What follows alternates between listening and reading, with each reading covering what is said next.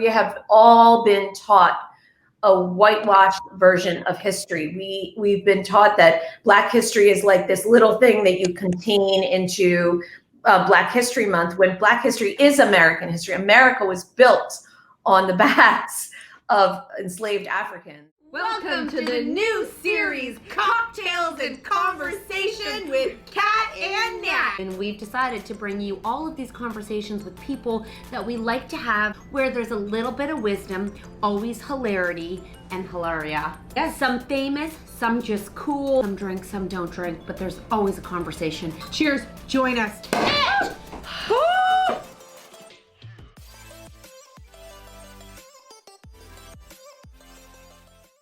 For all of you guys listening, just so you know, Michelle and Melissa have been so kind to come back and do this. We recorded this podcast a while ago and it expired and we lost it. So they've been so kind to come back and do this again.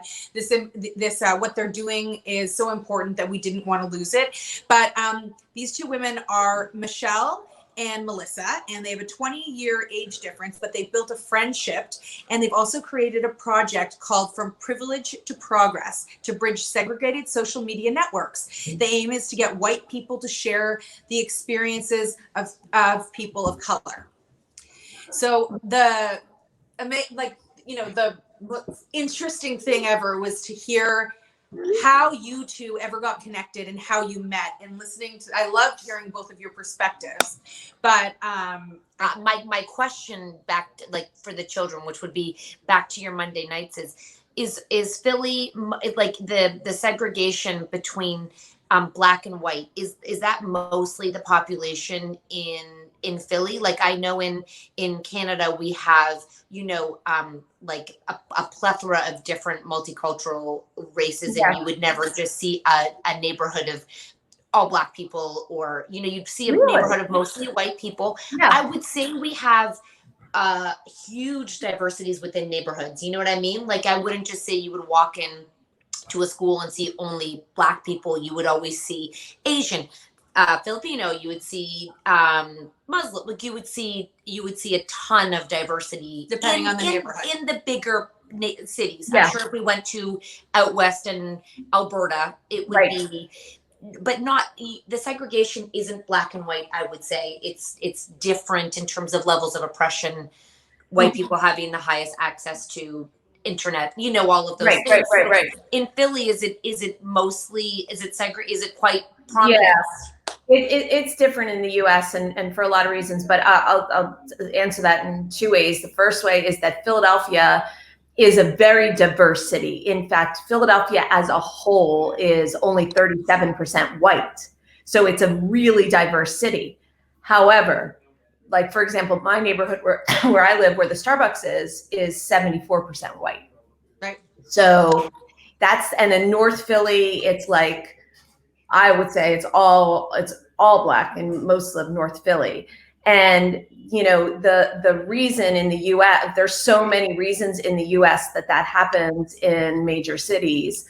And it literally is from the legacy of slavery, because after slavery, then there were all kinds of systematic things that were put in place to segregate the Black population. Right. So even after, there was a thing called redlining, where it was a government run thing where they would put a red line around the map, around a neighborhood on a map. And that was like the least desirable neighborhood. It's where all the Black people live.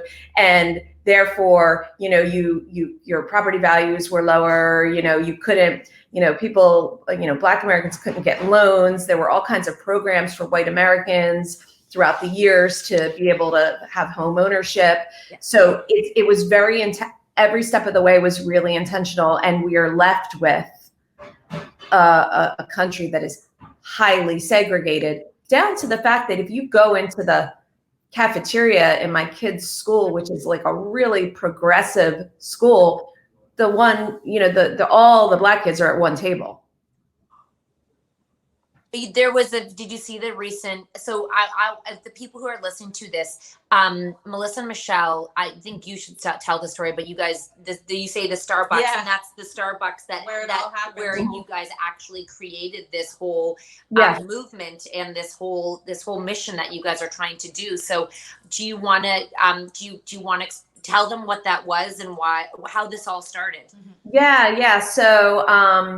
So back in the spring of 2018, I was walking by the Starbucks in my neighborhood, and I stopped in and I sat down. And a few minutes after I sat down, these two young Black men came in.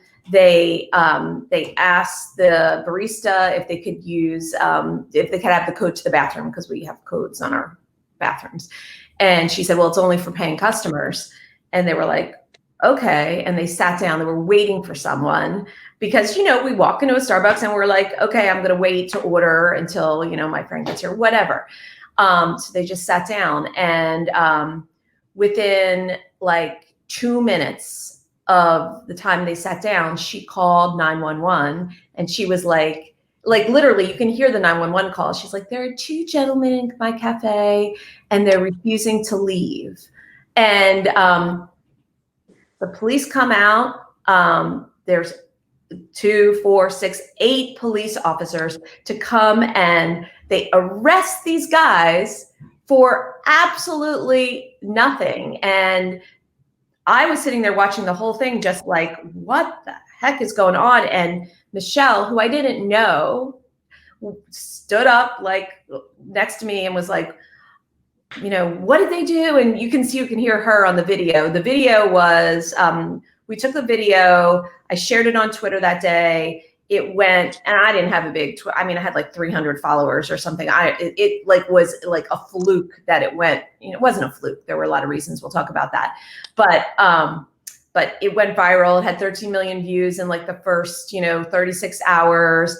It was like an international news story. And it was like literally the first one of these stories that made it to mainstream media about how white people call the police. You basically use the police as their personal valet. Call police on Black people for like just living their lives, like like sleeping in a dorm or moving into their apartment, and it just like happens all the time. And one of the significant things about that is that policing in our country is policing in our country started as slave patrol. It has a long legacy of protecting white people and targeting and brutalizing Black people, and highly disproportionate the way that Black and other people of color are treated by police officers, violently killed by police, targeted in ways, profiled, pulled over just because of the color of their skin. Yeah. So yeah, that's often what leads to these horrible, tragic situations. Plus the fact that these two guys were just there to have a business meeting. So she stood up and said something, and you were filming it, and you tried to say something too, or you were just filming it, and then you were like, I need to find her. Yeah, once she started saying something, I started saying something too. And then we all walked out, and I was like, someone needs to put this on social media. And I put it on social media. I don't know. I was just like kind of in shock over the whole thing. And then we all left, and I started getting like a massive amount of media attention. People were like, like, will you talk to us about racism? And I'm like, me? I'm like a middle-aged white mom. Like, well, how am I going to talk about racism? I never experienced it. I don't live it. But, what I learned is, if you're Black in America, you're talking about this constantly on social media, in real life, et cetera. But white people aren't listening. They don't believe you. They're not paying attention. So when someone like me says it, people are like, what? There's racism? Right. So the story became, in certain ways, less about the fact that they were arrested and more about the fact that a white person was saying something about racism. Yep. Yeah, it was a huge problem within itself, right? Like, which is the bigger, which is huge. And then Michelle, you had to, Melissa, you had to go hunt for Michelle because you knew that she was the one who had the story, and you were the one who were like, she deserves to be the one who is, like, you were doing what you're doing without even knowing that that's what you wanted to do, which is so interesting. How did you find her? Well, so when we were standing outside that day, a couple of us exchanged numbers, but like he and I hadn't exchanged numbers. I don't know why. It was just chaos out there. You know, they were putting the Dante and Rashawn in the police car, and we were arguing with the police, and all it was crazy. So I was like, after I started getting all this media attention, I was like, I don't even know. Like, I just couldn't get my head around the fact that like people wanted to know what I thought, because I didn't think anything. I was just like, this is wrong. Yeah. And so I was like, I have to find that girl who was the one who spoke up, who's the one who's like she's the one who brought attention to it. She's the one who confronted the barista, and she's the one who got my attention. So I texted somebody who texted somebody who texted somebody, and then finally, like through some chain, I found her, and we got together, we met up, and it was like I don't know. She always says it's like we saw each other. We came with pen and paper. Okay, we're ready to do something. We started a conversation, and now we can't let that conversation fade away, because people are talking. When I say people, I mean white people are talking. Finally. So that was 2018, right? And there was like obviously a conversation and movement around that. Then 2020 hits, and then there's George Floyd, and then another movement around it. And I feel like we're going back to it being quiet again. Like it's like oh, Michelle, Hi. here. Sorry, ladies. If it's not on my calendar, I feel like it's not. I don't see it. We're the same. Don't worry. We've done lots without you, but we're glad you're here, because we were just about to get into the conversation of. We just finished your 2018 story, and then we just brought up the 2020 kind of started off with like a huge movement, people protesting and marching, and now we've gone back to it being quiet again, or less prominent in the news and everywhere. What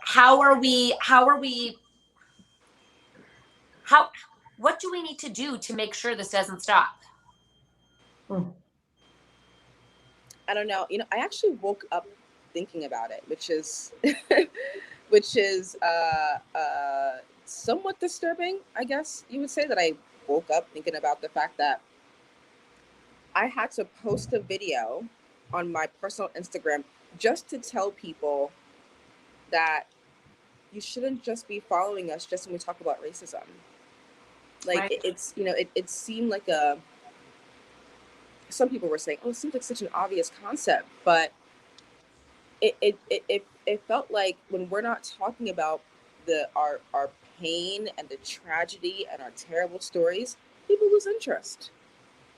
And it was making me wonder, like, deep questions about like the human psychology and why we're so wired to be attracted to pain and tragedy and look at terrible things and look at awful things.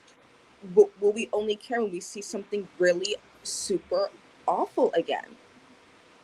People don't seem to care unless something is really like disgusting and tragic. It's like as a white influencer, you know,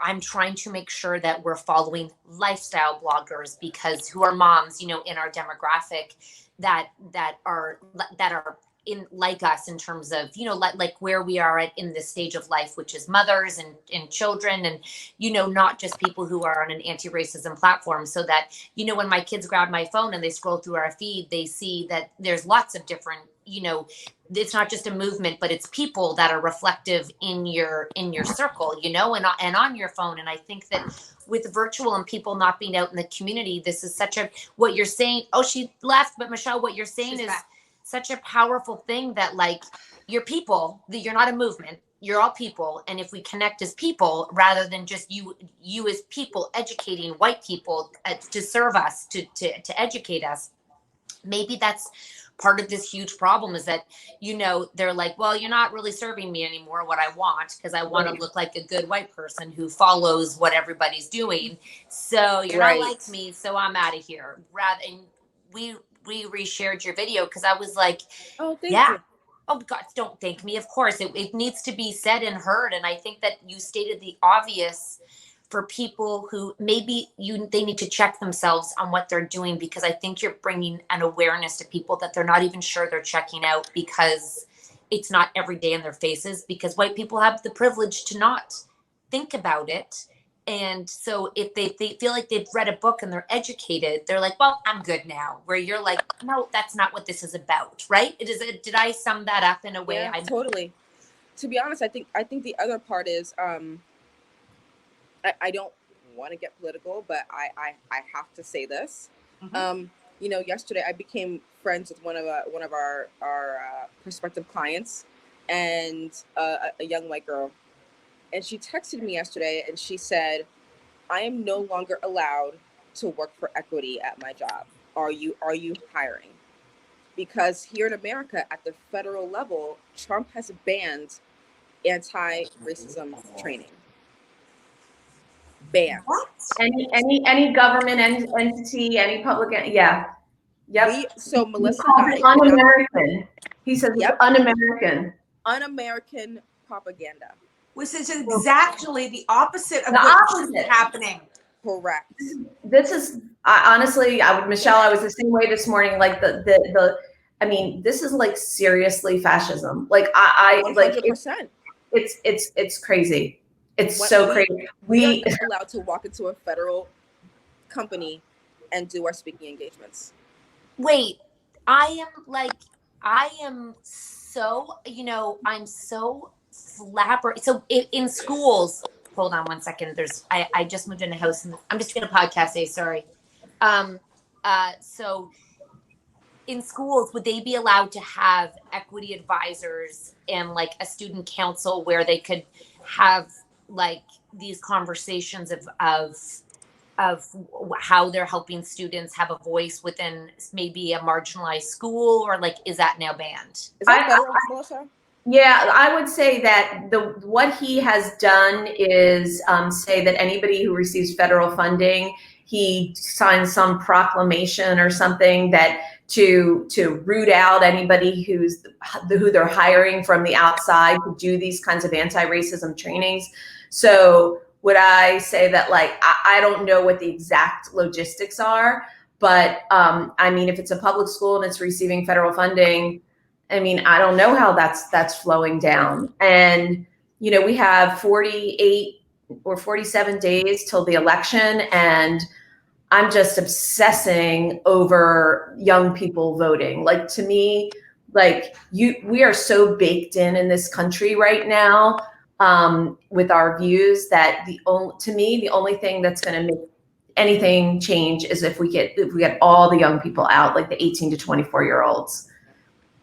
That's it. They need to, you know, like I said to my son, my 20-year-old son, I'm like, are your friends, you know, he's voting, but I'm like, are your friends voting? He's like, oh, well, I don't know. They're not really into politics. I'm like, this is beyond politics. I have a question for you.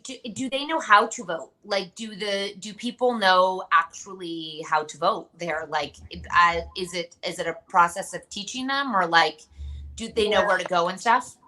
I think that I think that he hears a lot from me. He sees things on social media from like influencers, like, you know, musicians and actors and things like that. There are tons and tons of organizations that are running like huge campaigns. Corporations are running huge campaigns about voting. So there is information out there. 1,000 people who listen to this with children and with, you know, how we're Canadian, so I don't know. So they can find a website to go vote, and they can go in, you know.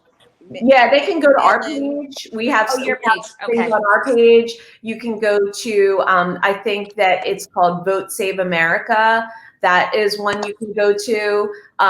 The other one is like, just go to Barack Obama's page. That's one. You can go to When We All Vote, which is a program that is run by Michelle Obama. There, you can go. You know who else? If you like Ariana Grande, she posts every day about No. dating. Oh, good. Yes, she does. Guys, I feel like so much has changed since the last time we spoke, because last time we spoke, it was like, still very prevalent in the news and on social media. So for the people who are, at home listening and have the privilege of being white and can sit there and check out, like, I know you're about amplifying content and other people's voices, specifically Black people's voices. How do we continue to do this in a way to bring these conversations to light and not let it be a trend and not let it, slip off our pages? And do you have any advice for that? I think you just keep going. Keep doing whatever you had been doing 2 months ago. Keep doing the same exact thing. Which would be sharing, reading, following people who don't look necessarily like you, who have different stories, who have different backgrounds, right? Like keeping up right where you are. I mean, we say 3 things. We try to make it easy for people. We say learn. So there's so much we don't know about our history in America. We have all been taught a whitewashed version of history. We've been taught that Black history is like this little thing that you contain into Black History Month, when Black history is American history. America was built on the backs of enslaved Africans. I mean, and that legacy continues today in every single system in our society. And until you understand that, you can't really understand the country in which you're living and how you enable the continued racism that's happening. So there's so much to learn. And, I'm not saying like spend 24 hours a day reading. I'm just saying integrate it into your life. Yeah. No, I think that's what people tried to do. They went on a pendulum and then they were like, oh, this is so exhausting. Like life, we posted it was Black Breastfeeding Week, Awareness Week. And we posted a photo because with all the history of why it's really important to like honor Black women who breastfeed, just because of wet nurses, the whole history, right? Which I didn't learn about until recent, like probably like 6 months ago, right?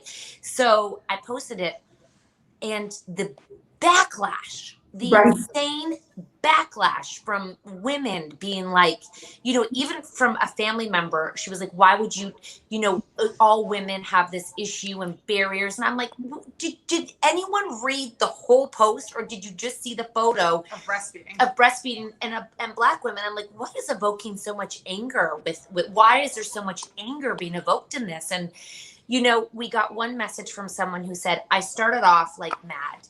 Then I read and I was like, huh. And then I finished the post and I felt sad that I didn't know, so people went through the range of emotions, because I think breastfeeding, it's hard for everybody universally in some way. For some, it's really easy, but for a lot, it's not.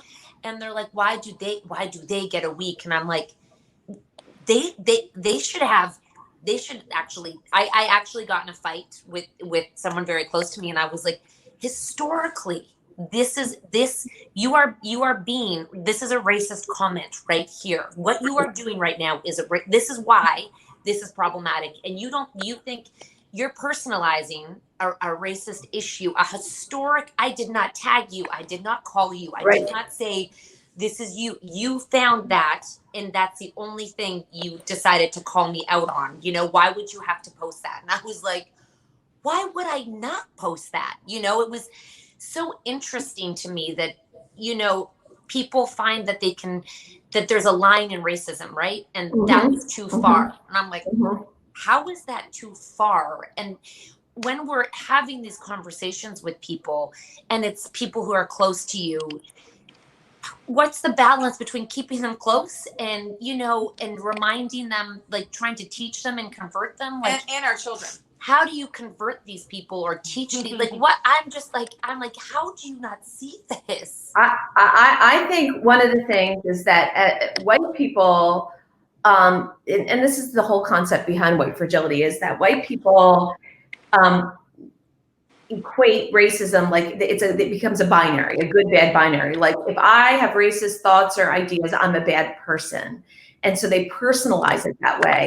And then what happens is we get triggered with all these emotions, with defensiveness, it's shame, it's guilt, it's all those emotions. So I think that when you understand and remember that how this information is perceived when you're white in America or when you're white anywhere and you've grown up believing one thing, or consciously or unconsciously. So if you're talking to someone and you understand that that's the reaction they're having and that's why they're having the reaction, then that can change the way you approach it. And say, you can say, that person who's defensive, that essentially was the all lives matter argument, which is basically. I said that, by the way. Right? Exactly. Yeah, I said that. Because all breastfeeding matters. I'm like, you are basically that person. You are that person. You're that person. Yeah. You are racist. SOS, just so you know. Yeah, exactly. And so then you can talk about why all lives matter isn't a logical conclusion from that. There's plenty of analogies you can do, like all houses matter, but that house is on fire. Right? So right now we're paying attention to the house that's on fire. We understand that other people have that issue, but that one needs our attention in a particular way. So when you understand where that defensiveness comes from, then you can start to work against it. And there's certain people I'm never going to give up on, family members or, particularly I guess family members. But we always say, like, there's other people that we're like, you know what? There are enough people who are open enough to listen and learn and be able to change their perspective that I'm not going to deal with you right now. I'm going to spend my energy on someone, like Brene Brown says, like, if you're in the arena with me, then I'm going to give you my attention. If you're not even in the arena, I'm not going to deal with you. So I don't know. If you're in the arena, you have to set. I would say set a healthy, compassionate boundary, and you say, you know what, I feel really strongly about this. We do not have the same views. If you say any more racist things, I'm just gonna have to exit the conversation. I want to keep a relationship with you, but I don't want to go there with you. And you can move on. And you have a relationship with them, and I think in their mind they're like, oh, well, she's not going to argue with me. She's not going to engage with me in this conversation. And I think maybe eventually, in a compassionate way, it can maybe make them ponder, make them think, make them wonder, make them. I think it actually. I think when you point out the defensiveness is actually, and it's not about this. Actually, conversation is not about you. Like, this was not about you. You made a racist topic about you, and that in itself is racism. And I think I tried to do it diplomatically, but I was pissed. I was just like, of course, pissed. But I think it did maybe make them think. I hope it made them think. And I think that if you have a child at home who you have going to school, I think we need to teach them how to use their words to include people and how we can help them to make sure that the playing field is inclusive rather than segregating. There was a kindergarten picture that just went viral. I don't know if you guys saw it. It's at a table. Oh, it's a table, and it's white kids at one table and black kids at another table in kindergarten, and they're clearly segregated and that young of an age. I don't know kids who would they're usually told where to sit, and it's during COVID and they all have their masks on, and the school uploaded the photo, and people were like, this is not okay. Thank goodness. I believe it was I've got to find it, but and thank gosh people spoke up against that photo, and we're like, no, not in a classroom. Don't do this. But as parents, we need to always be on. We talk about voting, and you guys say get out and vote. And I think we have, as parents, we have a huge opportunity with children right now. We have a huge opportunity to teach them, give them language, and show them images and things where things aren't fair. And they have a very they don't understand unfairness. Like, they cannot get over George Floyd. They're like, but why? I thought police were good, but why? You know, and to teach history to a 5-year-old is like, you know, so you have to bring it down to bite size. But for moms who are sitting there being like, okay, it might not impact me because I'm in a small town and I don't face these issues. Let's just say, what can we do to help our children? Do you guys have any advice for that, of how we can teach the next generation these conversations and bring it to the table, literally the dinner table, so we can actually help them open their eyes so we don't recreate this again and again and again? Yeah, I mean, I'll mention the idea that, you know, when you say like children are like, can't get their head around that, what's interesting is that at least here in America, that it's white children, because Black children grow up with their parents having to give them the talk, right? The talk about like, this is what you do if you see a police officer, you know, hands up, and you state your name and all that kind of stuff. Don't wear your hood. Don't put your hands in your pockets. They grow up from a very early age understanding that they have to do things to keep themselves safe from the people who are supposed to keep them safe. But that's not the way policing is in this country. So, I mean, I think that talk needs to happen in all families. Yeah. And that's the thing, is like, I never had that talk with my children. It never even crossed my mind, because to me, I grew up believing that police were there to protect me. And whenever I would see a police officer, I would feel safer, which is the exact opposite of a Black child. So, and I didn't even know that.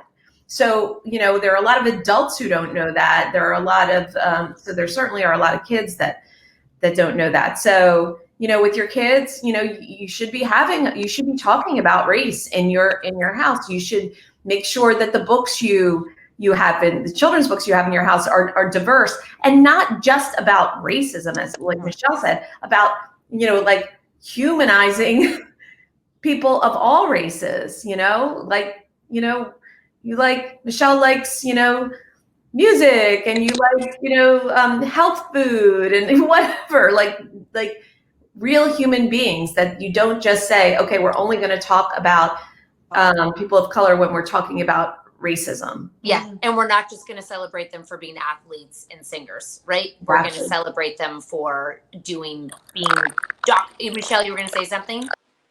This is a resource I always give every single parent. It's called Embrace Race, embracerace.org. And they're an interracial couple who specifically help teachers and parents talk to their kids about race. So check them out, embracerace.org. They are, I still go to their pages because it helps me, and I'm an adult. So it really helps you learn how to have these conversations with children and what they're going through, and how you can help children have a healthy identity with their race. All children, and it is a fantastic resource. They have doctors on there. They have psychologists come on there. They are incredibly progressive. Beautiful Me, and it just talks about all the different ways people look and how to embrace, like, it's the character is a Black girl with curly hair, and she's like, I like myself because I have kinky hair, and then it talks about, you know, just the way different people look. And Indigo, our major bookstore right now, when you walk up to the kids section, it is all books of people of different colors and looks, and it's not even about race, but it's about literally just different authors who have written books. So when in doubt, go there, and they're like, it's literally their feature wall of kids books. So if you're in Canada, go check that out, because it's amazing. And if you are at home and on social media, there's so many things you can do, like share other people's content that don't necessarily look like you, like people's posts that don't necessarily look like you, follow people because you're interested in, you know, maybe they're chefs, maybe they're, you know, mom bloggers, maybe they're fashionistas, maybe they are interior designers, but you can always find people who look different than you who are in the same space of what you're interested in, not just white people do interior design. You know what I mean? There's lots of different things you can find. And to find out more about what you guys are doing, where can people find you?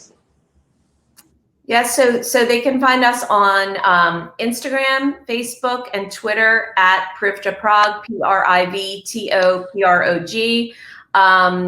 And join us. Every Monday, we talked about this a little earlier. Every Monday night, we answer questions live. We always have more questions than we can answer.